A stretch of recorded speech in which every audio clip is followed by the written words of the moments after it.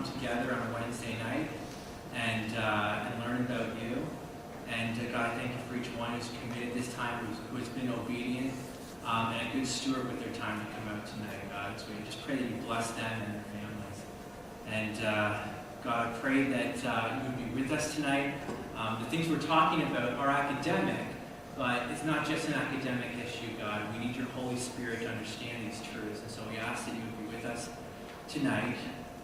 And I pray that you would be with me. And I pray that I would be articulate and clear in what I say. And then you just be with me as I speak. In your name I pray. Amen. So why don't you shake with your hands?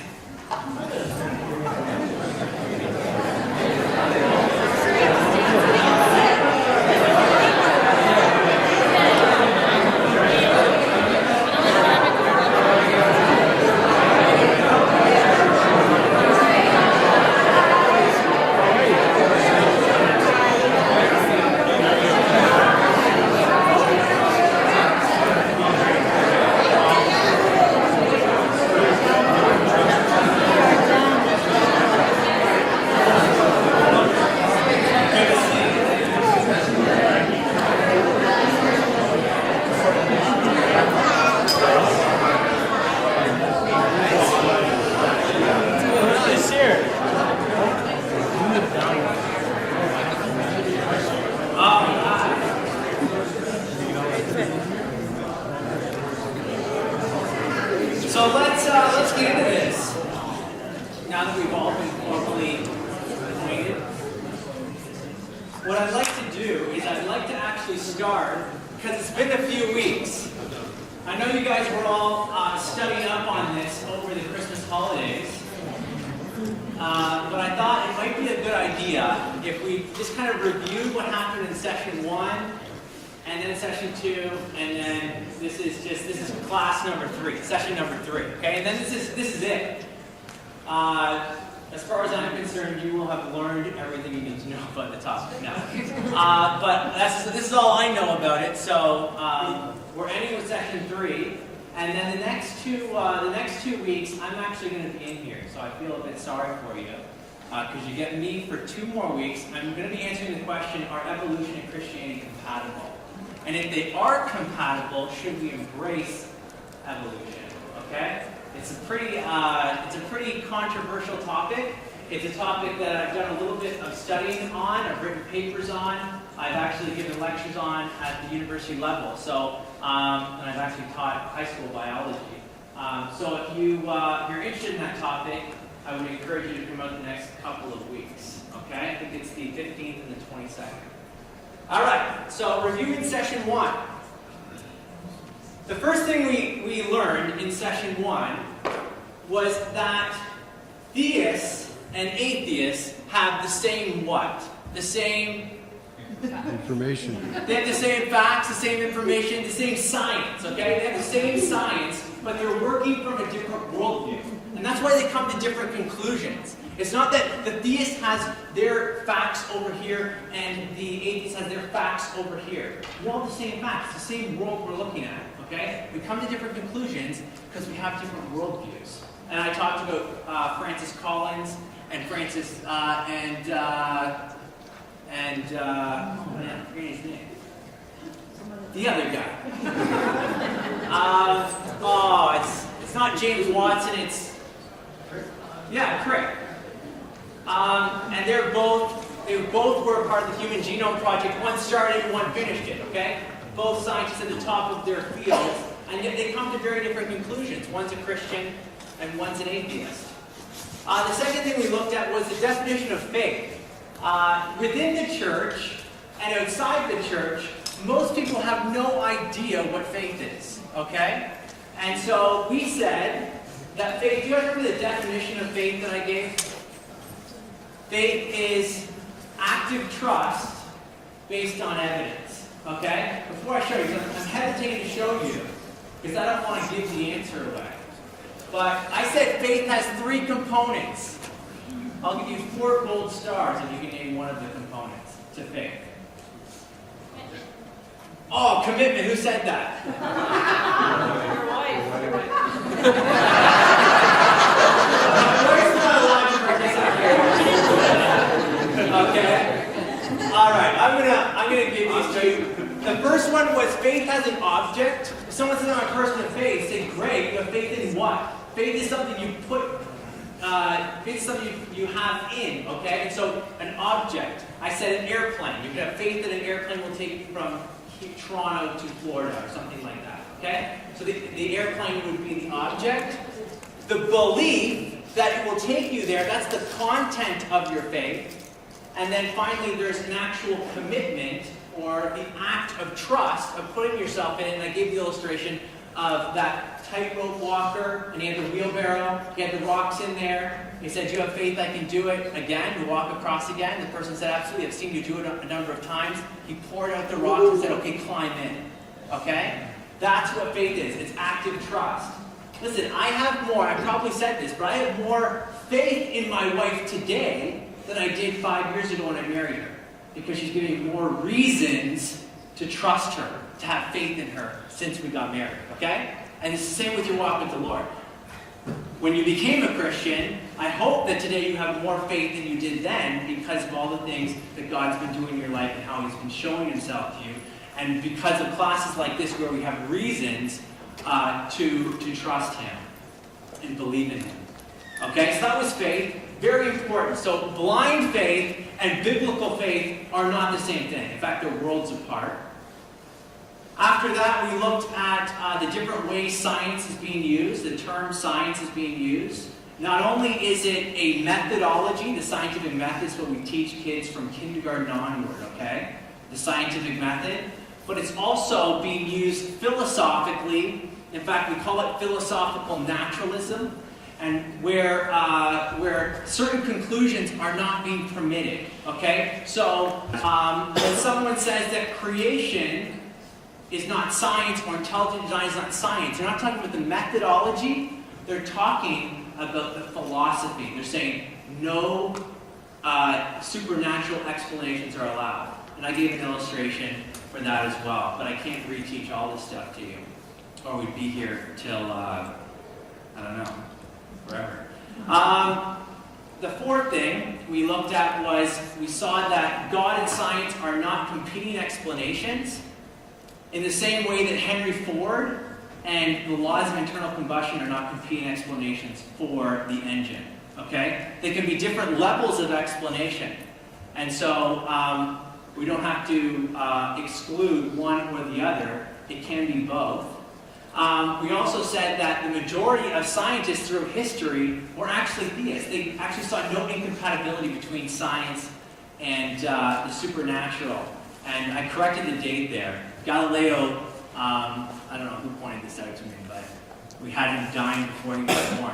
But so you have guys like Bacon and Kepler and Newton, and the list just goes on and on and on. And they all believed in God. And saw no incompatibility between science and God. And was that it? Oh yeah, and then finally I gave one argument that argued that the rationality of the universe and the rational mind, the actual ability to study the universe, presuppose theism.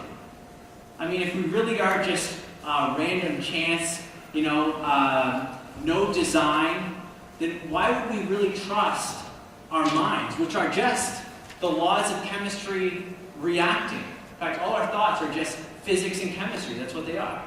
And if there's nothing else to it, then why would we think that we could study the world? Not only that, why would we think that when we come up with ideas in our mind, they'll actually match the world? And so I pointed out Nobel Prize-winning scientist Peter Higgs. 50 years ago, pen and paper formulated what he called the Higgs boson, and then we built a particle accelerator. Billions of dollars are spent on this stuff. There's countless scientists working on this, and 50 years later, we actually discover the Higgs field, the Higgs boson, what they call the God particle. And so the fact that that can happen in our universe, I think, points to God. Is a very strong argument for God. But not only that was just session 1. Session 2, we went even further. Session 2, we first looked at the God of the gaps argument. Most people think that you and I believe in what's called the God of the gaps. What's the God of the gaps?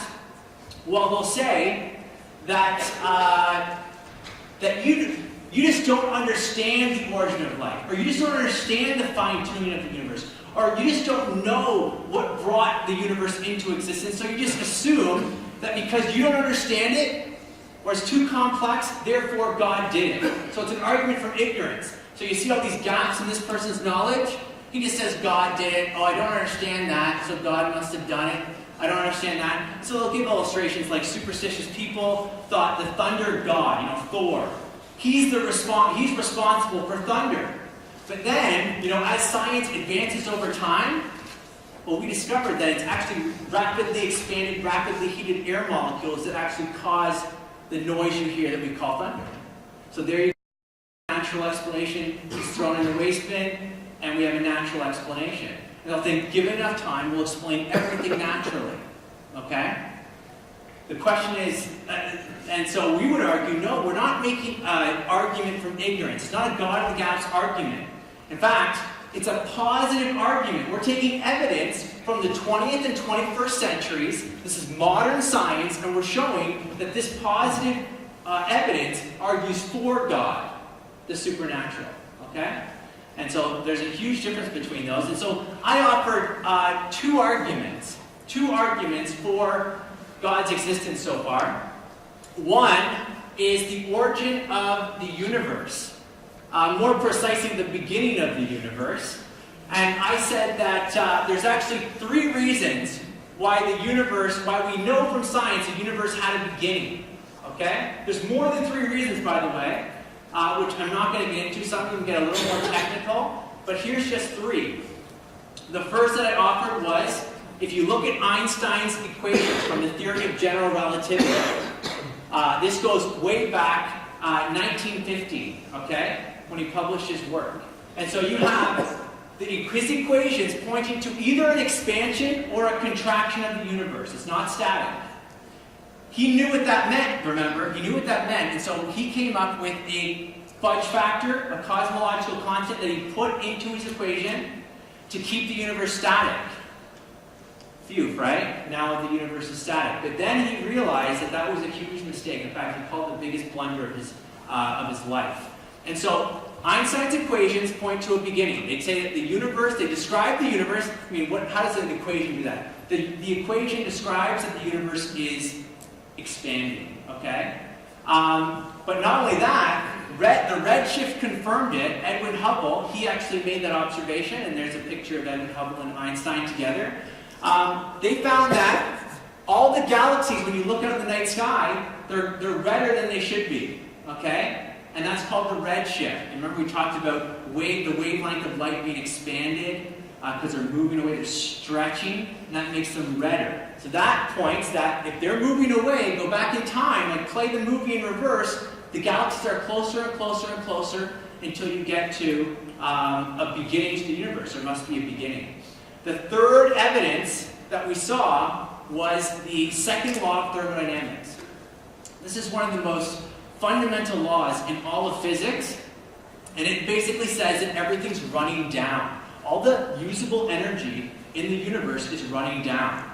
I said, think of a car, okay? There's a car running out in the parking lot. If you go out there, you know one thing for certain. You know it hasn't been running from eternity because it would have run out of gas by now. We know that it must have been filled up, the tank was filled up a finite time ago, because it's still running. Likewise, our universe still has usable energy, therefore, it had a beginning. It had a finite point in the past when it started. And so those three evidences point persuasively to a beginning of the universe. And then I made the argument that the beginning points to a beginner. The second thing that we started talking about was, second evidence, was from the origin of the fine-tuning of the universe. And we looked at the fine-tuning right from the Earth all the way out to the universe. So we said, look at the oxygen level, has to be just right. The planet's distance from the sun, the amount of water, 70% water, the density of water. Water is the only element that actually, when it freezes, it actually is less dense. So ice flows. And we talked about the importance of that. The size of the Earth, the tilt of the Earth. Remember, if you want seasons, it has to be tilted. You have the magnetic field. We said that acts like a shield, preventing harmful radiation. The position of Jupiter. Where Earth is in our solar system is just right for our survival. Jupiter is a cosmic vacuum cleaner. This is like in the textbook. We get to teach this to the grade 9s. It literally sucks in all the space junk so we don't get bombarded by asteroids and meteors and everything else. We looked at the position in the galaxy. So not only is our position in the solar system just right, third rock from the sun, but our position in the galaxy seems to be just right. Remember, we're not inside a spiral arm where it's very dense with stars. We're not close to the center where there's a massive black hole and tons of supernova and hypernova, all these exploding stars. So the position there is just right. Also, we're in a star cluster that only has a handful of stars, as opposed to most clusters have thousands, like 10,000 stars. We have 10,000 galaxies. We're in a group called the local group, and there's about 11 galaxies in it. And so in most of them, there's the 2 medium-sized galaxies, the rest are dwarf. But here's the 2 things that I thought were the most persuasive, and there's more like this, but I just offered 2. I said the gravitational constant and the entropy level. Let me just review those with you, because I think this is the most persuasive evidence for the fine-tuning of the universe, and I think it points persuasively to a designer. The gravitational constant, the big G in the equation, we teach that in physics, grade 12. The big G is called the gravitational constant. It has to be just right. If that gravitational constant is changed by 1 part in 10 to the 40th power, that's 1 followed by 40 zeros, our universe doesn't exist, okay? What happens is if it's a bit stronger, then our universe quickly collapses in on itself. If it's a little bit weaker, our universe blows apart, okay? And so I showed all the zeros, because that's more impressive. And then I compared that to the odds, other odds. Okay, so let's say the odds of being hit by lightning, and I know it was spelled lightning with an E before, so I changed that. The odds of being hit by lightning are 1 chance in 600,000. I put 1 in a million. The odds of winning the Lotto Max are 1 chance in 30 million. I think I put 100 million up there. The odds of being hit by lightning twice are about 1 in a trillion. That's 1 in a trillion you're looking at. And yet, the odds of getting the gravitational constant just right are all the white zeros that continue. Okay, 1 chance in 10 to the 40th power. Okay, that's not, you guys aren't impressed by that, are you? I mean, this is the gravitational constant. I mean, you can look at the speed of light, the cosmological constant. I mean, we could just go on and on. The strong force, the weak force. We could do all these things, but then I have to teach you what the weak force is. So we're going to review the entropy level. Remember, we talked about second law of thermodynamics, and we said, what about that entropy level? Well, the universe is running down, just like a car is running out of gas. This is Roger Penrose, Oxford professor, not a Christian. He says this. He says, namely, an accuracy of 1 part in 10 to the power of 10 to the power of 123. That's the odds of getting the entropy level at the initial creation event. Okay? He says, you have to have that amount. That's the odds of getting the entropy level just right. 1 chance in 10 to the 10 to the 123rd power. He says, you can't write that number out. Even if you had you wrote a 0 on every atom in the universe. There's only 10 to the 80th power of atoms in the universe. So what I did was, because I took data management, in fact I taught data management, it's a math course in grade 12, I thought, let me show you what that number would be like. It would be like this. Imagine I took a universe-sized jar. Okay, you guys done the jelly bean thing where you guess how many jelly beans? Imagine instead we had a jar the size of the universe, and all the jelly beans are red, except for one. There's a blue one, okay? That would be the same. And I blindfold you and I say, okay, pick the blue one. And just to make things interesting, I blindfold you and I put a gun to your head and I say, I'm going to shoot you if you don't pick the blue one. That would be the odds of picking the blue one would be 1 in 10 to the 80th power. But remember, our number is 10 to the 10 to the 123rd power. And so if you do the math here, and feel free to do it yourself, it looks like this. This is what it looks like. You pick the blue one, blindfolded, okay? Pick it out.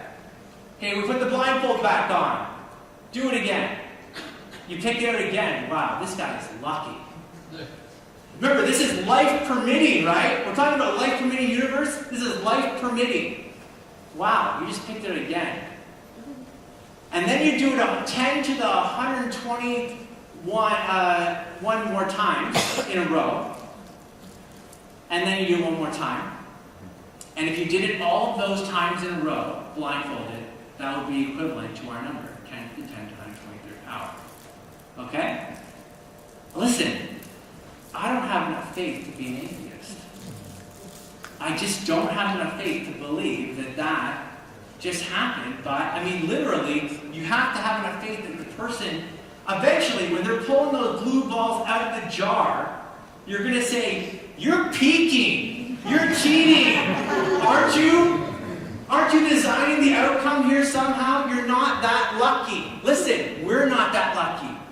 We're not that lucky. And so I don't have enough faith to be an atheist. In fact, I'm taking a course right now. In fact, I'm missing my course. I should be at my computer watching a live stream class right now. And the textbook we're using is called "I Don't Have Enough Faith to Be an Atheist." And so, nearly 2,000 years ago, Paul wrote at the beginning of Romans, the letter to the Romans.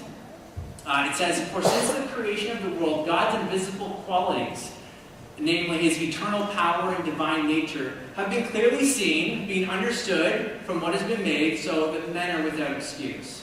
Okay? And I think after showing that, everyone in here is without excuse. The evidence for a designer is certainly clear that there is a creator. In fact, there should be no surprise that David, the psalmist, wrote this in Psalm 19:1. It says, "The heavens declare the glory of God, the skies proclaim the work of his hands." Right? So he's looking out in the night sky. And that's not exactly what you'd see if you looked out in the night sky. That picture right there. Well, let me just show you what Isaiah says, because this is kind of cool. Isaiah says that, this is Isaiah 40, 25 and 26. It says, this is God speaking. Isaiah speaking on behalf of God. God says, "To who will you compare me? Or who is my equal, says the Holy One? Lift your eyes and look to the heavens. Who created all these? Who brings up the starry host one by one and calls them each by their name?" And so that, I highlighted this guy here. What you're looking at, every single dot on here, except for this, on the screen here and here, those are all galaxies. Okay, those aren't stars. Those are galaxies. You want to know how they got this picture? This is called the Hubble Deep Field. There's actually, I got to update this because there's actually the Hubble Extreme Field or Extreme Deep Field or Ultra Deep Field. I forget what it's called now. But it's even more clear than this. What they did was they had the Hubble Space Telescope that's orbiting the Earth. They basically found a point in the night sky that was pitch black. And they thought, I wonder if there's anything out there in that darkness. And so they focused the telescope on this speck of darkness. Literally, they say it's like if you held a sand grain at arm's length and just like focused on it, that was that piece of darkness. Well, 11 days later, after just focusing their telescope on this, they end up receiving the image back. And what you're looking at, this is just part of it, is what they found. They found, in that piece of darkness, they found 10,000 galaxies. 10,000 galaxies. And remember, our galaxy has about 200 billion stars. 200 billion stars. And so what you're looking at is just a whole bunch of galaxies. So here's what you can do for your devotion tomorrow morning. Go to Google, type in Hubble Deep Field, okay? And you can look at the high definition photographs. So I'm just going to take you through. Everything you see, every speck is, except for these, there's no stars there. Those are all galaxies, all different shapes and sizes. If you kind of see the star looking like right here, that's a star. But everything else, the star kind of got in the way there. But everything you're looking at, those are all galaxies. It's pretty cool. Just to give you, remember, Isaiah said, look to the heavens, right? Look to the heavens. The heavens are awesome. Let me just describe what the heavens are like. We'll do a little thought experiment. So remember, the Milky Way galaxy has about 200 billion stars in it, okay? 200 billion stars. Now, the average distance between two stars is about 48 trillion kilometers, okay? Or 30 trillion miles, okay? That's the average distance, but just between two stars. Now, if you were to hop in the space shuttle, now I think they retired the space shuttle, and so here we have a space shuttle. They move at about 8 kilometers a second. So they move pretty quick. If you were to hop in a space shuttle and start flying to the nearest star, so you're going from our sun to the nearest star, it would take you approximately 200,000 years. Okay? That's to get from one star to another star. 200,000 years with our best technology. So you can imagine what it would be like to go to like another galaxy. I mean, this is just one star. I don't know if this thing burns up on. Yeah, no. Okay, so you don't want to land. You don't want to land on the. I have a kid's version, and I think it blows up or something. So here's just a couple photographs of what these galaxies look like. I really like this one here. This is called the Sombrero Galaxy. If you're on the sides, there's also, it's back here, that's what I keep looking at. I'm kind of distracted by it. Here we have a collision between two galaxies. They're literally running into each other. Okay? That's kind of neat. It's awesome. Some of this stuff. That's the Sombrero Galaxy. It's just taken with like infrared. There's a pinwheel galaxy up there. There's just a cluster of galaxies. Kind of neat. So, just awesome stuff. Now this, I like this galaxy. It's not color, but this is called a globular cluster. Everyone say globular cluster. Who doesn't like saying globular? There's one person. There's always one. A globular cluster is a different kind of galaxy than ours. Ours is a spiral galaxy. It has a spiral arms. Globular cluster, that's just a cluster of stars. This globular cluster, give them fancy names. It's called M4. M4. That's a fancy name. There's about 1 trillion stars in that photograph. 1 trillion stars. Okay? That's a lot of stars.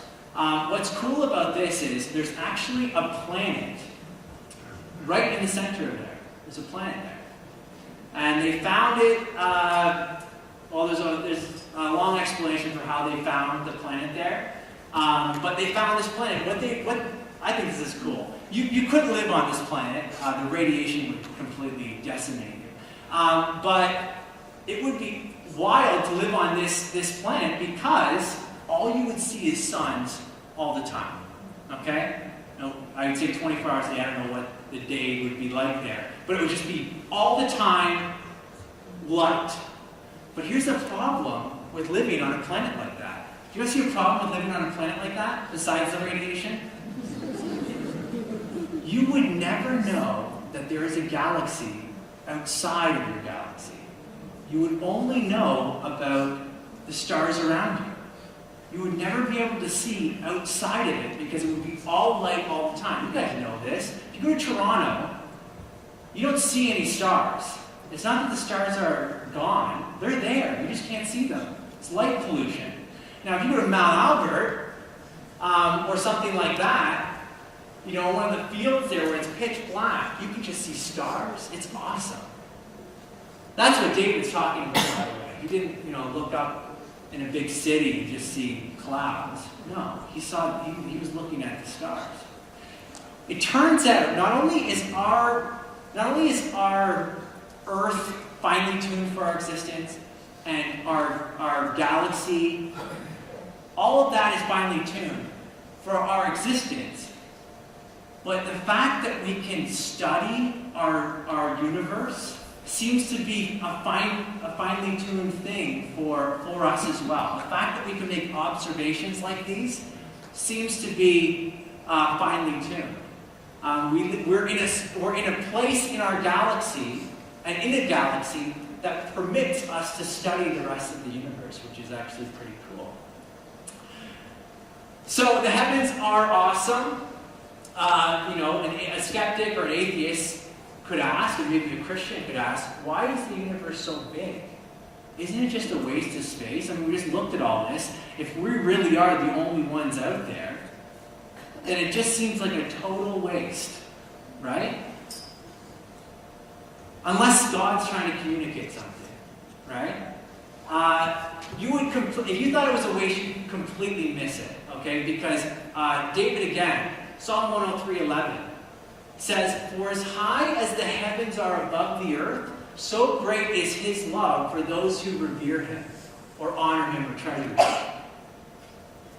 So you see what's going on there. David is comparing. For as high as the heavens are above the earth. Now don't have this in mind. David's not thinking about that. He's thinking about like what we just looked at with the deep field. Okay? As high as the heavens are above the earth. God's comparing his love to something. What will he compare himself to? He says, look to the heavens.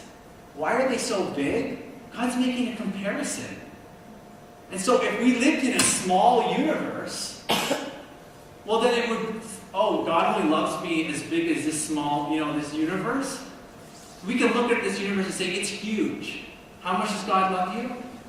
Look at the universe, right? That's why it's so big.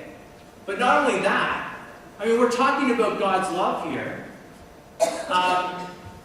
So we can look at the finely tuned universe and say, yeah, everything seems to be just right for our existence. God loves us that much. But he not only loves us that much, he loves us actually more than that. And we can read that in John 3:16. For God so loved the world that he gave his one and only Son, that whoever believes in him shall not perish but have eternal life. Right? He sends his Son, the second person of the Trinity, to take on human flesh. That's way bigger than everything we just talked about.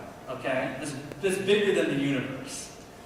And so we got to keep that all in perspective. So we're not just some ant farm. We don't serve a deist God that just sets things in motion at the beginning and then is hands off. And I wonder how this is all going to play out. I wonder if, how they'll relate to each other, that kind of thing. No. He wants to have a relationship with us. I think that's really cool. But what about objections to some of the arguments I've given? So let's look at some of the most powerful objections that are out there and see how our arguments hold up. So let's start with the objection from Richard Dawkins. He made this objection popular in his book, The God Delusion.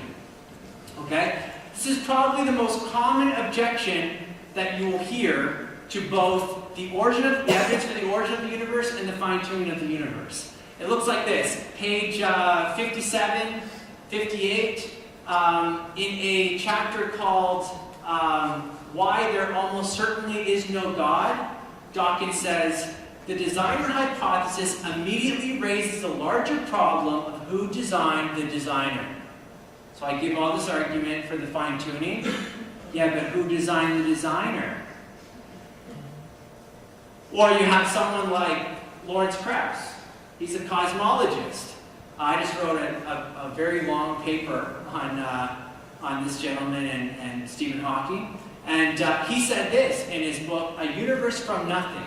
He says this, ultimately many thoughtful people are driven to the apparent need for a first cause. Nevertheless, the declaration of a first cause still leaves open the question, who created the creator? Who designed the designer? Who created the creator? After all, what is the difference between arguing in favor of an eternally existing creator versus an eternally existing universe without one? Now that's a very strange last comment from Krauss, because I don't know of a single cosmologist who believes in an eternal universe. Okay? So it's just very strange that he would say that the universe is eternal when all the evidence points to it having a beginning. But what do we do with something like this? Who designed the designer? Who created God? Well, here's how I respond. First, intelligent design explanations are accepted in science even if the designer is unknown. Did you guys know that? If you stumble into a cave and you find these, those are arrowheads, you can know that they are designed, they're carved by intelligent people without knowing who that people is or are. Okay? You can know that. You can't say, I mean, Dawkins would have to say, whoa, you can't say that those are arrowheads carved by people unless you tell me who designed the designer. Who are the people? You've got to explain those people. What about this? What if we found machinery on the dark side of the moon? So there's one side of the moon that's always dark because of its rotation. We can't see it. Imagine we went back there and we found a space shuttle. I mean, it was like alien technology. What would Dawkins say? He'd have to say, well, you can't say that that machinery is intelligently designed unless you tell me who designed the designer. Begs the question, who designed the designer? In fact, this really hits home because there's a program that millions of dollars is spent each year on the SETI program. Do you guys know what the SETI program is? SETI stands for the Search for Extraterrestrial Intelligence. SETI. And they point these telescopes and satellites up into space, and they're looking for a signal. In fact, Carl Sagan had a video. There was a movie. What was it called? Contact. Yeah, there's a whole movie based around this. It's a real science program. That right there is in Puerto Rico. That radio telescope is 300 meters across. They built it inside this little valley. And literally, they're pointing up and they're looking for a radio signal that's going to come back with intelligence. In the movie Contact, it was all the prime numbers that came back, and they knew there was intelligence out there. That'd be tricky to find, prime numbers. If there was like a, Shania Twain on there or something, you'd know. There's intelligence out there. I don't know why it's a Shania Twain. Miley Cyrus? No intelligence. They were just, no. Keep looking. But listen, the whole premise of this program is to search the heavens. If they find something, a radio signal that comes back, and they recognize it as intelligence, you know what they're going to say? There's intelligence out there. There are beings out there that are intelligent, that have sent this signal. But Dawkins, again, he would have to say, you can't say that, because you have to know who designed the designer. In fact, this would destroy all of science altogether. If we look at the universe here and we say, okay, well, we have an explanation, Dawkins is going to say, well, you need an explanation of your explanation. And then if you say, okay, I got an explanation for my explanation for the universe, he'd say, no, you need to tell me the explanation of the explanation of the explanation of the universe. And this would cause an infinite regress. You'd never know anything about science. Okay? So this whole who designed the designer argument seems to go nowhere. In fact, you can end the regress by simply saying that God is the necessary explanation. Okay? He is the necessary being on which you don't need a further explanation. In fact, you remember I quoted Lawrence Krauss. He said, can't we just say the universe is eternally existing? That's like the necessary thing, and you can stop there. That's what he wants to say. So why can't God be that? But even another approach to answering this question would be just to say that it's a logically incoherent question.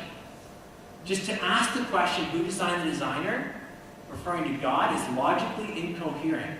It would be like, so William Lane Craig, he's a Christian philosopher, he says, God is an uncreated, undesigned, eternal being. And then Dawkins says, yeah, who designed the undesigned being? Do you see how that is logically incoherent? It would be equivalent to me saying, who's the bachelor married to? Who's that? Here's the question. Who is that bachelor married to? Bachelors, by definition, are non-married. They're not married. So to ask the question, who is the bachelor married to, is logically incoherent. If I said, how many corners does a circle have? That's logically incoherent because circles don't have corners. Okay? So, how many right angles or something like that? I have a bigger bone to pick with Dawkins, because Dawkins wrote a book called The God Delusion. He did write a book called The Created God Delusion. Listen, if Dawkins wrote a book called The Created God Delusion, I would be right there with him. Because we have a name for created gods. You know what we call them? Idols. Good. But he didn't write a book called The Created God Delusion. He wrote a book called The God Delusion. He centered the whole thing around the Christian God, the biblical God. Okay? Feel free to read the book. But if he had done his homework, he would know that the Christian God is not a created God. The Christian God is an eternal God, uncreated. And so, there's so many verses. I just grabbed one. Psalm 92 says, before the mountains were brought forth, or ever you had formed the earth and the world, from everlasting to everlasting you are God. God's eternal. So to ask this question is like, it leaves me scratching my head. Like, what are you talking about? Our God is not created. So why are you asking who created him? I don't know. It seems strange. So let's leave that aside. I think we've dealt with it. What you'll often find is there's all kinds of theories that get put forth that try to explain away the finite universe, the beginning of the universe. They want the universe to be eternal. One way they do that is to say, well, maybe there's an oscillating universe. What does that mean? So they'll say, okay, there was a big bang, but there's going to be a big crunch. And then it's going to follow by a big bang and a big crunch, and a big bang and a big crunch, and a big bang, and it just goes on forever. Eternal. That would be an oscillating universe. And so they propose that to say, look it, now we've got an infinite universe again. No need for God. Okay? I'll address that in a second. Show that doesn't hold up. There's the baby universe theory or bubble universe theory. This is really strange stuff. This is like science fiction stuff. They propose that maybe inside a black hole, you've got this energy being kicked in there, and that kind of, they use the term wormhole. Now, wormhole is like a science fiction term as far as I'm concerned, but there's a wormhole that literally breaks into like another dimension and creates another universe. And that universe, you can kind of see them kind of bubbling out. Well, that kind of bubbles in, then you cut the umbilical cord. That's why they call it a baby universe. And then that universe kind of floats off on its own. Yeah. What? Even Stephen Hawking, who is an expert in black holes, says, and I quote, and because he wanted this theory to work, and in 2004 he said, there is no baby universe branching off, okay? Let's just leave that as science fiction, because that's what it is. But here's the deal. In 2003, there is a theorem called the Born-Guth-Vilenkin theorem, okay?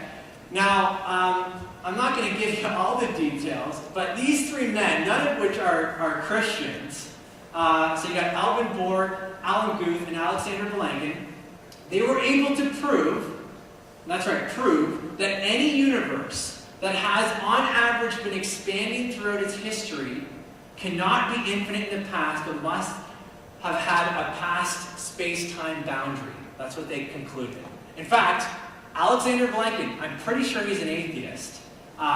So he's not sympathetic with my conclusion that God exists from the beginning of the universe. But he actually said this in the quote there. He said, "It is said that an argument is what convinces reasonable men, and a proof is what it takes to convince even an unreasonable man." He says, "With the proof now in place, cosmologists can no longer hide behind the possibility of past eternal universe. There is no escape. They have to face the problem." I don't think it's a problem, but they have to face the problem of a cosmic beginning. They call it a problem because they got, who caused it, right? And that leads to God. But that's And this theorem has applied since. And so as far as I'm concerned, all of these models that seem to get put forth, and there's quite a few, they don't seem to hold any water. So let's move on from here. Let's look at this how do they answer the fine-tuning? The fine-tuning, there's a couple ways to get around it. I'm going to come back to this multiverse idea. But before we get there, there's something called the weak anthropic principle. And it looks like this. One strategy for countering the fine-tuned evidence says, of course the universe is fine-tuned for complex life, otherwise we wouldn't be here to notice our good fortune. Of course it's finely tuned. If it wasn't fine-tuned, then we wouldn't be here, right? Does that make sense? If it wasn't fine-tuned for life, obviously our life wouldn't be here. And so different people have put forth this kind of response. There's a couple things wrong with this response. One gentleman, his name is John Leslie, he's a philosopher. He came up with this illustration to show the absurdity of this challenge. He says, now imagine that you are in front of a firing squad of 100 trained marksmen, and the captain gives the orders. He says, ready, aim, fire. You hear the deafening roar of the guns. But to your surprise, you're still alive. And you look around you, it's like one of these cartoons, and there's like bullet holes completely surrounding you. All 100 trained snipers missed you. And one of the friendly guards to your right or to your left, he says, it looks like the firing squad has conspired to miss you. They planned, they designed the outcome to miss you. And then you say, this would be the weak anthropic principle, no. This is just dumb luck after all. If they hadn't all missed, I wouldn't be here to comment on my good fortune.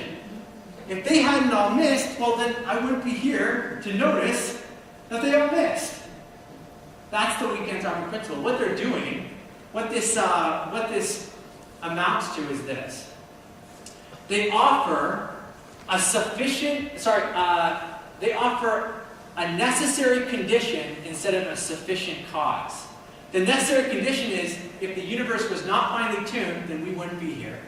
Instead, so they point to a trivial condition, obviously we're here.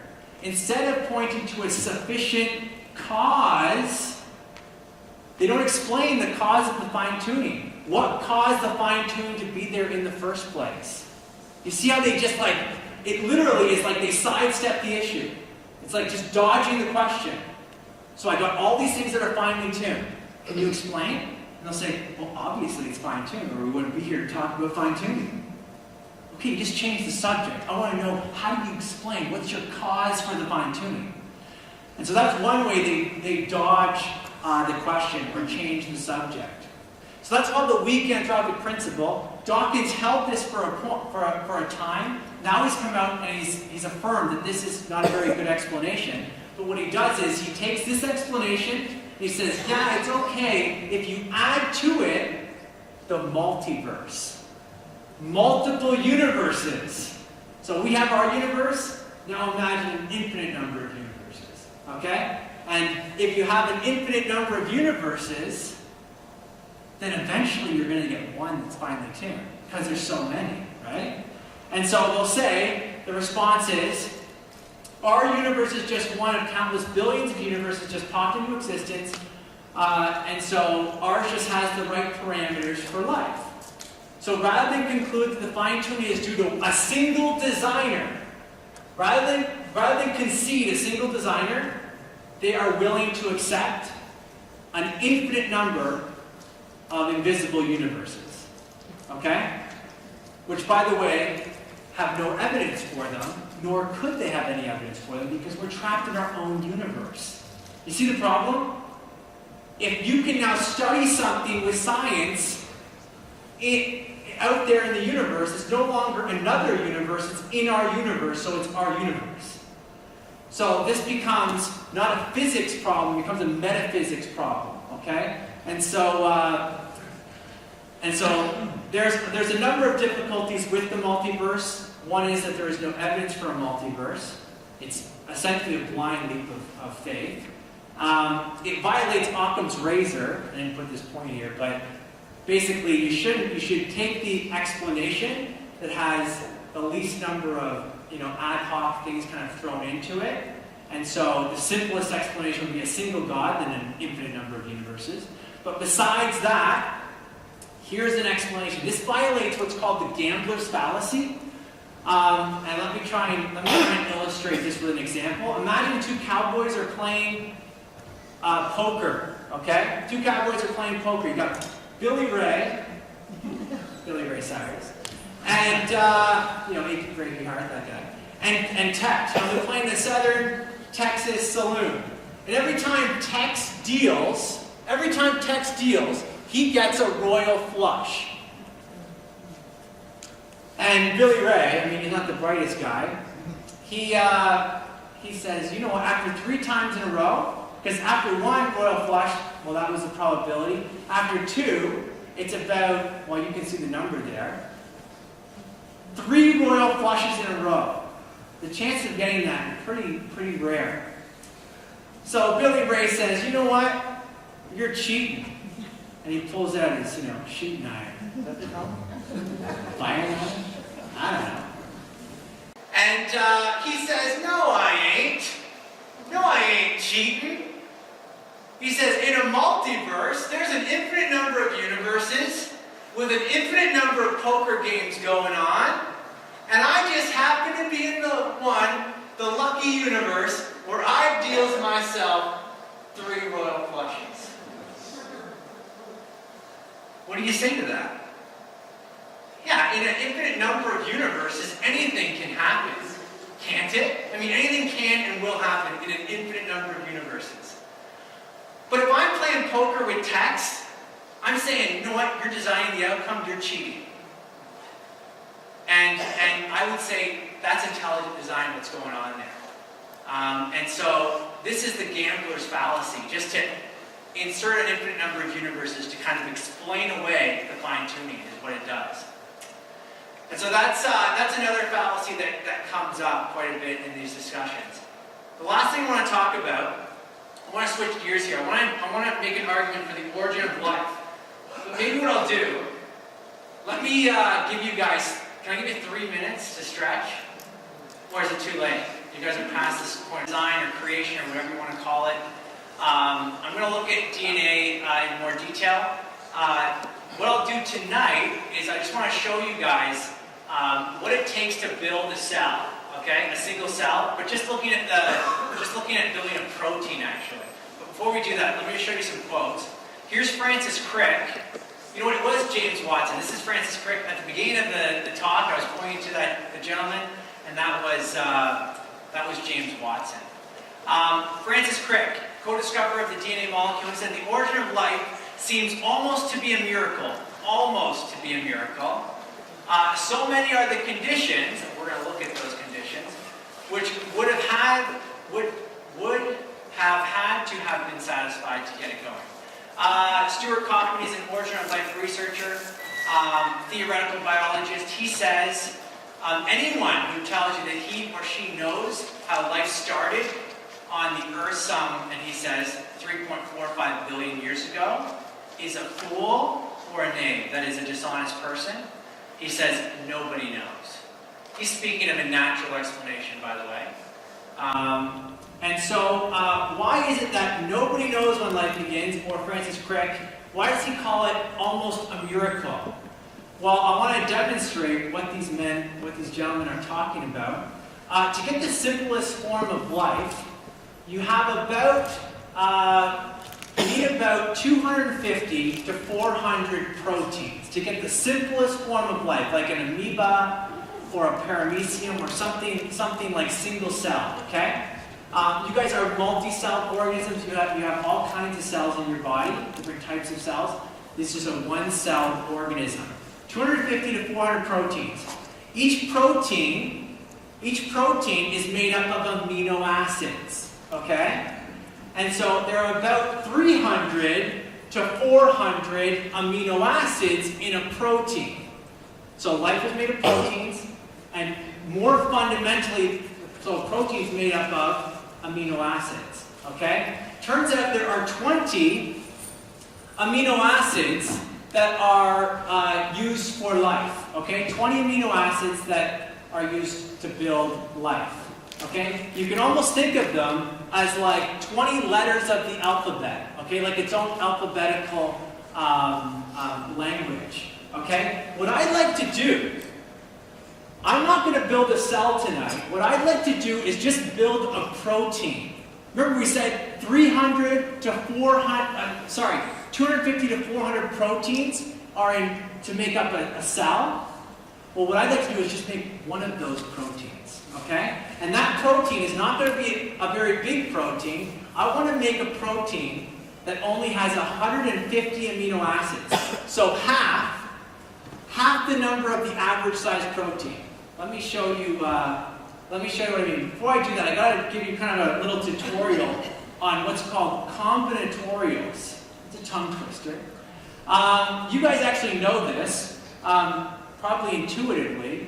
If you guys were going to lock your bike up, I don't know how many of you guys own bikes anymore. I had a bike. What happened to it? That's my character. I had one. I don't know what happened to it.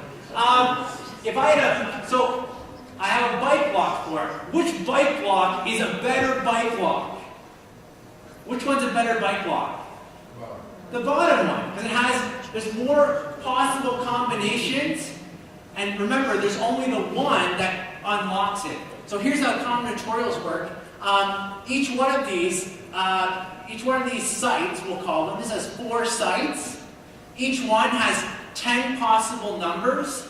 And so if you want to know how many possible combinations, it's 10 to the 4th power. Okay? That's how many sites. If you have 10, I just photoshopped this. It's basically the same thing, just, I don't know if you can tell that. But it's 10 to the 10 because there's now 10 sites. Okay? So that was just a little review because it's going to become very important when we build our protein. So we're going to build a protein that has 150 amino acids. Now here's our first problem. There's 3 problems we're going to look at. They're recognized by biologists. The first is called the chirality problem. Does anyone know what chirality means? It means handedness. All the amino acids in life are not right-handed. Are there any left-handed people here? This is your time to shine. Because all the amino acids that make up life are left-handed. Okay? And so here's the deal. When we make amino acids in the laboratory, they always come in a 50-50 mixture, right-handed, left-handed. Well, we need all left-handed, so let's get rid of those right-handed guys. It turns out, if we're going to build our protein here, we need 150 left-handed amino acids. So there's number 1 amino acid. We need number 2. It's got to be left-handed. You got to do it again, all the way up to number 150. All of those amino acids have to be left-handed. Okay? And so it turns out that it's really a 50-50 chance. It's like flipping a coin. So it's like flipping a coin 150 times in a row and getting heads every time. Okay? Maybe tails every time. Okay, so you flip it, heads. Perfect. We're on our way. Flip it again.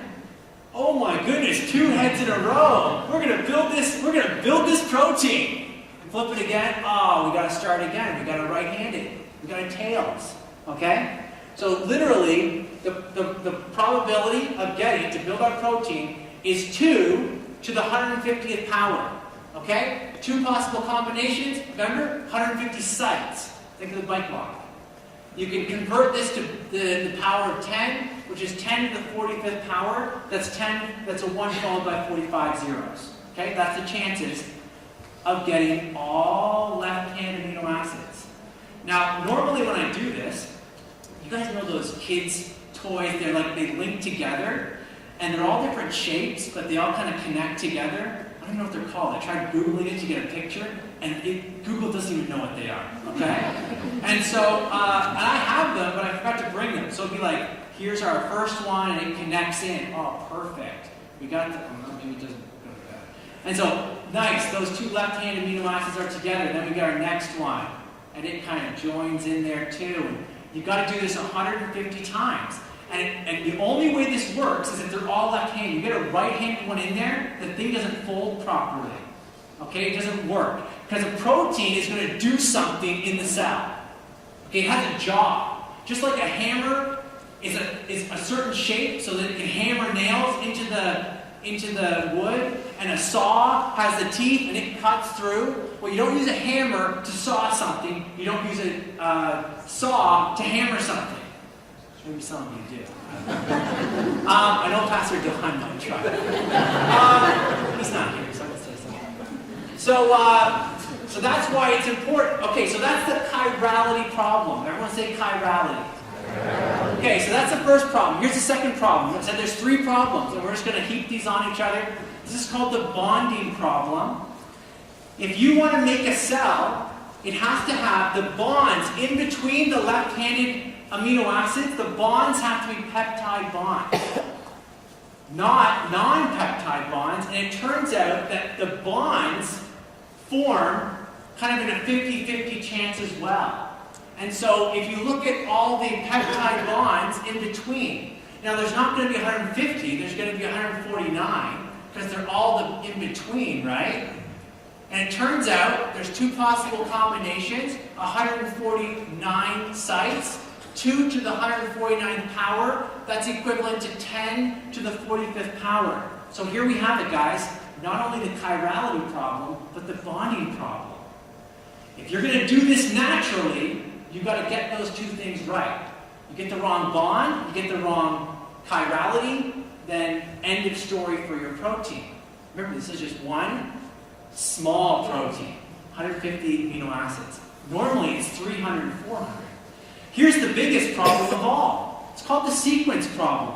Not only do your amino acids have to be all left-handed, they have to be in a certain order. Just like when I write words out, the letters have to be in a certain order or I misspell words and I don't communicate. Well, it turns out that if you want to get amino acid 1 and 2 in the wrong order, then our protein doesn't fold properly. I'm just saying hypothetically here, okay?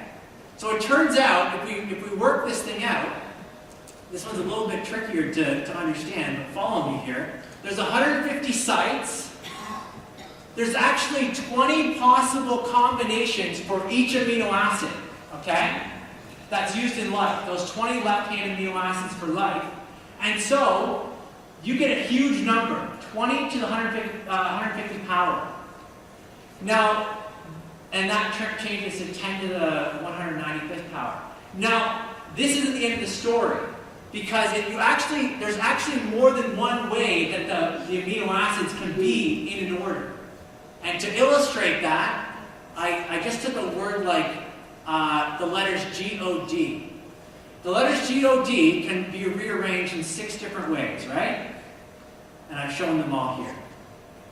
But you can actually get 2 real English words with the letters G-O-D. You can get God and you can get dog. So there's 2 possible functional words, but there's 6 total possible words. So what these scientists have done is they found that possible functional folds over the total possible, which was at 20 to the 150th power. So the total at the bottom, but the number possible at the top, that gives you 1 chance in 10 to the 74th power. So what does this all mean? It means that the sequence problem, the bonding problem, and the chirality problem, when you add them all up, well, that makes getting life very, very difficult. It's actually a chance. Actually, this is just for a protein. Remember, I said life, but just for one protein, you're looking at taking all of these problems together to get 10 to the 164th power. Remember, I said there's only 110 to the 80th power of atoms in the entire universe. So you can see why someone like Francis Crick says it's almost as if getting life is a miracle. In fact, Dawkins was asked in the movie Expelled, and I was just reminded of this. They said, how did life come about? He says, I don't know. And what he resorts to saying, you can watch the clip online, he says, and he's not alone in saying this, there's a number of scientists who are saying this now, that life didn't actually start on the planet. It couldn't have, because there seems to be some intelligence involved. And so they'll say it was seeded by some kind of intelligent, alien or something like that. In fact, you can read the textbooks. This is a theory called panspermia, which is where life came from another planet and was seeded on ours. Okay? And so some people recognize the insurmountable problem here. And this is nothing. Remember, this is just a protein. This is nothing compared to getting a single cell. Not only is this a problem, but if you guys stay tuned to next week and the week after, I'm going to be talking about DNA. Now, DNA is like a language system, okay? A 4-letter language. And it turns out that that has to be in a certain order as well. Very similar to this. And when you see language like Mary loves John on the beach with a heart around it, you don't say, look at what the waves and wind and erosion did. You say, no, I recognize that's a J. And that next to it is an O, and that next to it is an H, and an N. Hey, that spells John. I know what that means. And then, Mary, oh, they love each other. I know what that means. Well, similarly, when you read, and we've now sequenced the entire human genome, we're talking about 3.5 billion nucleotide bases. This is a language. And you'll see the problem just gets worse. Where do you get DNA from? The origin of life. In fact, the origin of life is equivalent to the origin of biological information. Where did the information come from? The only place we know where information comes from is from minds. You read a computer program, there's a computer programmer. You read a book, you read the words in a book, that's from an author, from a mind.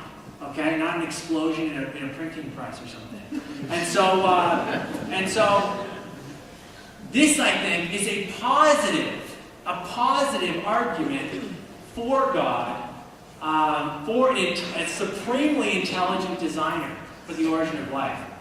Oh yeah, I was going to show you all the zeros. That's and so let's hold on for maybe one more minute here. Anthony Flew. This guy is the most famous atheist of the 20th century, maybe who ever lived, okay? He wrote a book called There Is a God before he died, but before that, in an article, he says, it's become difficult even to begin to think about constructing a naturalistic theory of the evolution of the first reproducing organism. And then his book, what I think the DNA material has done is that it has shown by the almost unbelievable complexity of the arrangements which are needed to produce life, that intelligence must have been involved in getting these extraordinary, diverse elements to work together. And so this is a man who spent his entire life arguing for atheism. He has more published work on atheism than any other philosopher. He's the real deal. Dawkins, that guy, he's a biologist. He stepped way out of his field of expertise when he wrote The God Delusion, and many academic atheists have asserted so. Don't just take my word for it. In fact, a guy like Anthony Flew, who passed away before this book, probably would have affirmed the same. But this man actually changed his mind. In fact, if you read the subtitle of his book, it says how the world's most notorious atheist changed his mind. You can go on YouTube and watch him debating theists, okay? So, I mean, you can see he was an atheist for most of his life, and then at the very end, he didn't convert to Christianity as far as I know, but he did say this is the most powerful argument, this and the design argument that we looked at for the fine-tuning, changed his mind on it. In fact, his big thing was following the evidence where it leads. He always said in his debates, and you can watch them online, I follow the evidence where it leads. And it turns out he wasn't just saying that. He literally followed this evidence, and that took a lot for a man like that, who had basically invested his entire life into arguing for atheism, to do a 180 and say, you know what, I was wrong on this stuff. And so, you know what, I thought there'd be time for questions, but there is just no time for questions. I didn't think I prepared that much material, but I guess I was long-winded.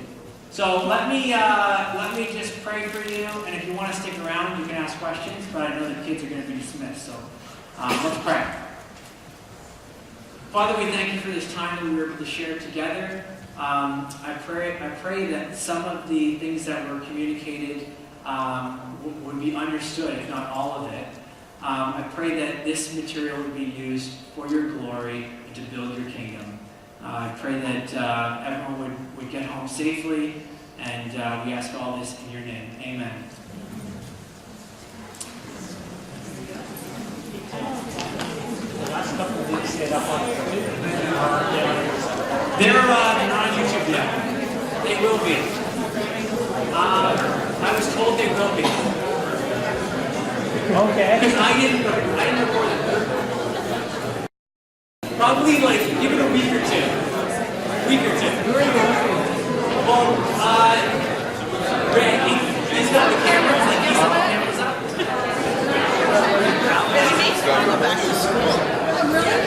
You got it.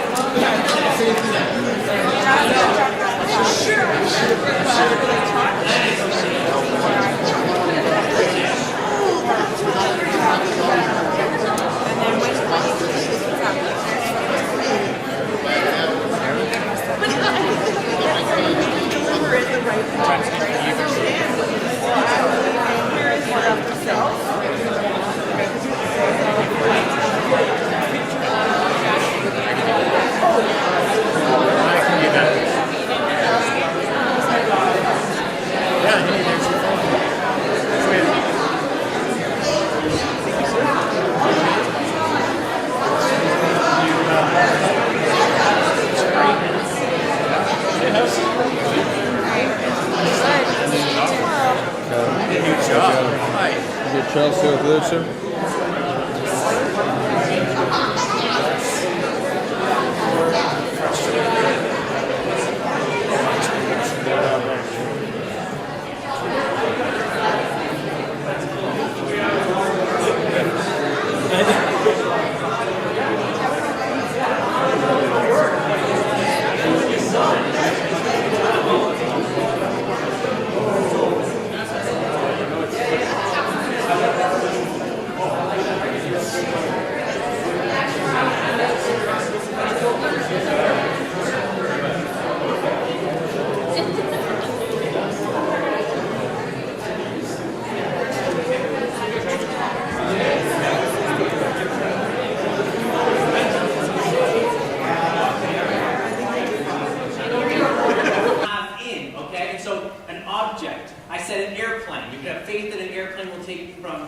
Toronto to Florida or something like that, okay? So the airplane would be the object. The belief that it will take you there, that's the content of your faith. And then finally, there's an actual commitment or the act of trust of putting yourself in it. And I gave the illustration of that tightrope walker, and he had the wheelbarrow, he had the rocks in there. He said, "Do you have faith I can do it again, to walk across again?" The person said, "Absolutely, I've seen you do it a number of times." He poured out the rocks and said, "Okay, climb in." Okay? That's what faith is. It's active trust. Listen, I have more, I probably said this, but I have more faith in my wife today than I did 5 years ago when I married her. Because she's giving me more reasons to trust her, to have faith in her since we got married. Okay? And it's the same with your walk with the Lord. When you became a Christian, I hope that today you have more faith than you did then because of all the things that God's been doing in your life and how He's been showing Himself to you. And because of classes like this where we have reasons to trust Him and believe in Him. Okay, so that was faith. Very important. So blind faith and biblical faith are not the same thing. In fact, they're worlds apart. After that, we looked at the different ways science is being used. The term science is being used. Not only is it a methodology, the scientific method is what we teach kids from kindergarten onward, okay? The scientific method.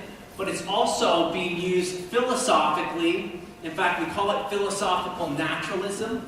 and where certain conclusions are not being permitted. Okay? So when someone says that creation is not science or intelligent design is not science, they're not talking about the methodology, they're talking about the philosophy. They're saying no supernatural explanations are allowed. And I gave an illustration for that as well, but I can't reteach all this stuff to you, or we'd be here till, I don't know, forever.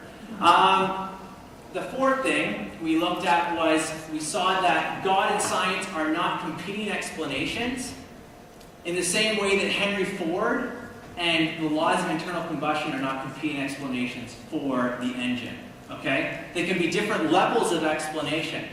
And so we don't have to exclude one or the other. That we can come together on a Wednesday night and learn about you.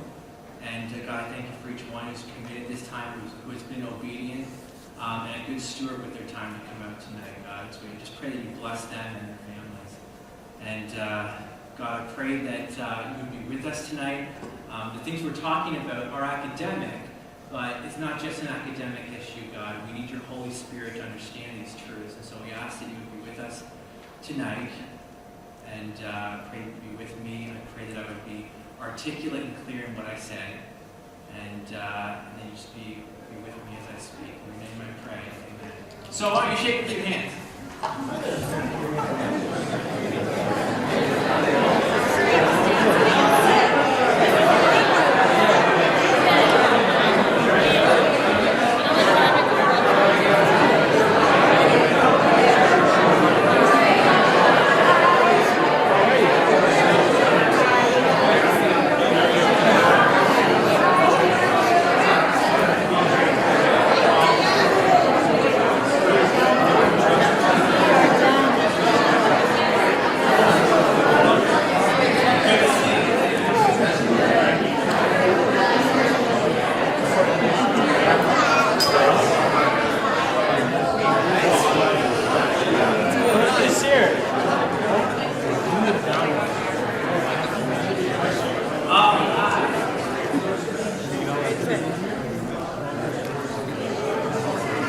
So let's get into this.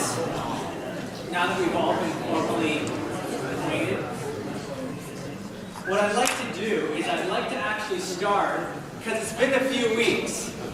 I know you guys were all studying up on this over the Christmas holidays, but I thought it might be a good idea if we just kind of reviewed what happened in session 1, and then session 2, and then this is class number 3, session number 3, okay? And then this is it. As far as I'm concerned, you will have learned everything you need to know about the topic now. But this is all I know about it. So we're ending with session 3, and then the next 2 weeks, I'm actually going to be in here. So I feel a bit sorry for you, because you get me for 2 more weeks. I'm going to be answering the question: are evolution and Christianity compatible? And if they are compatible, it can be both. We also said that the majority of scientists throughout history were actually theists. They actually saw no incompatibility between science and the supernatural. And I corrected the date there. Galileo, I don't know who pointed this out to me, but we had him dying before he was born. But so you have guys like Bacon and Kepler and Newton, and the list just goes on and on and on. And they all believed in God, and saw no incompatibility between science and God.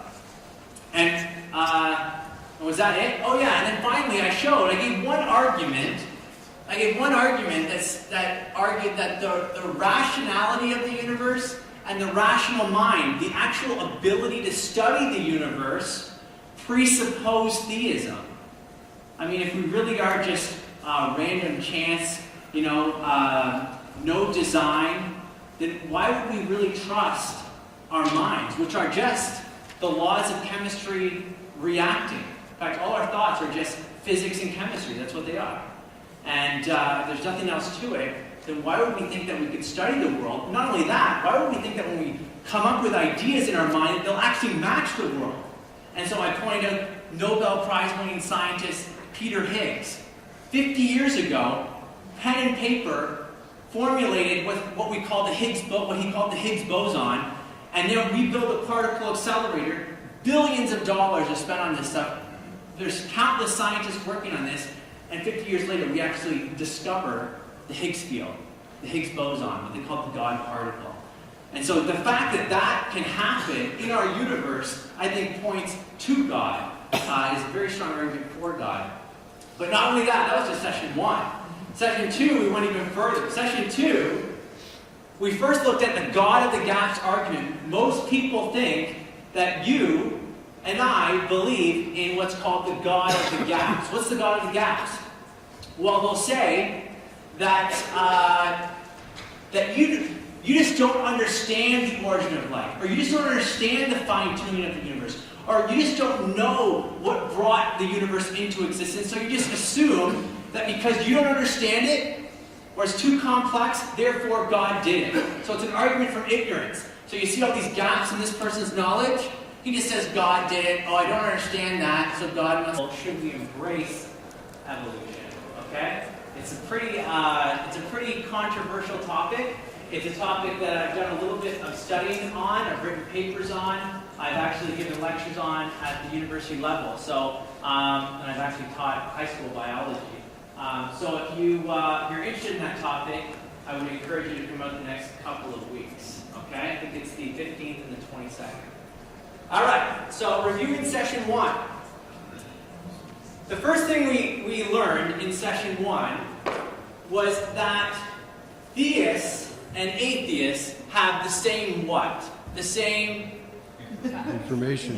They have the same facts, the same information, the same science, okay? They have the same science, but they're working from a different worldview. And that's why they come to different conclusions. It's not that the theist has their facts over here and the atheist has their facts over here. We all have the same facts, the same world we're looking at, okay? We come to different conclusions because we have different worldviews. And I talked about Francis Collins and Francis, I forget his name. The other guy. It's not James Watson, it's... Yeah, Crick. And they both were a part of the Human Genome Project. One started and one finished it, okay? Both scientists at the top of their fields, and yet they come to very different conclusions. One's a Christian and one's an atheist. The second thing we looked at was the definition of faith. Within the church and outside the church, most people have no idea what faith is, okay? And so we said that faith, do you remember the definition of faith that I gave? Faith is active trust based on evidence, okay? Before I show you, I'm hesitating to show you because I don't want to give the answer away. But I said faith has 3 components. I'll give you 4 gold stars if you can name one of the components to faith. Oh, commitment. Who said that? Your wife. Where's not allowed to participate? Okay. All right. I'm gonna give these to you. The first one was faith has an object. If someone says I'm a person of faith, say great. You have faith in what? Faith is something you put. Faith is something you have done it. I don't understand that. So they'll give illustrations like superstitious people thought the thunder god, Thor. He's responsible for thunder. But then, as science advances over time, well, we discovered that it's actually rapidly expanded, rapidly heated air molecules that actually cause the noise you hear that we call thunder. So there you go. Natural explanation is thrown in the waste bin, and we have a natural explanation. And they'll think, given enough time, we'll explain everything naturally. Okay? The question is, and so we would argue, no, we're not making an argument from ignorance. It's not a God of the gaps argument. In fact, it's a positive argument. We're taking evidence from the 20th and 21st centuries. This is modern science, and we're showing that this positive evidence argues for God, the supernatural. Okay? And so there's a huge difference between those. And so I offered 2 arguments for God's existence so far. One is the origin of the universe. More precisely, the beginning of the universe. And I said that there's actually 3 reasons why we know from science the universe had a beginning. Okay? There's more than 3 reasons, by the way, which I'm not going to get into. Some of them get a little more technical, but here's just 3. The first that I offered was, if you look at Einstein's equations from the theory of general relativity, this goes way back 1950, okay, when he published his work. And so you have his equations pointing to either an expansion or a contraction of the universe. It's not static. He knew what that meant, remember? He knew what that meant, and so he came up with a fudge factor, a cosmological constant that he put into his equation to keep the universe static. Phew, right? Now the universe is static. But then he realized that that was a huge mistake. In fact, he called it the biggest blunder of his life. And so Einstein's equations point to a beginning. They say that the universe, they describe the universe. I mean, how does an equation do that? The equation describes that the universe is expanding, okay? But not only that, the redshift confirmed it. Edwin Hubble, he actually made that observation, and there's a picture of Edwin Hubble and Einstein together. They found that all the galaxies, when you look out at the night sky, they're redder than they should be, okay?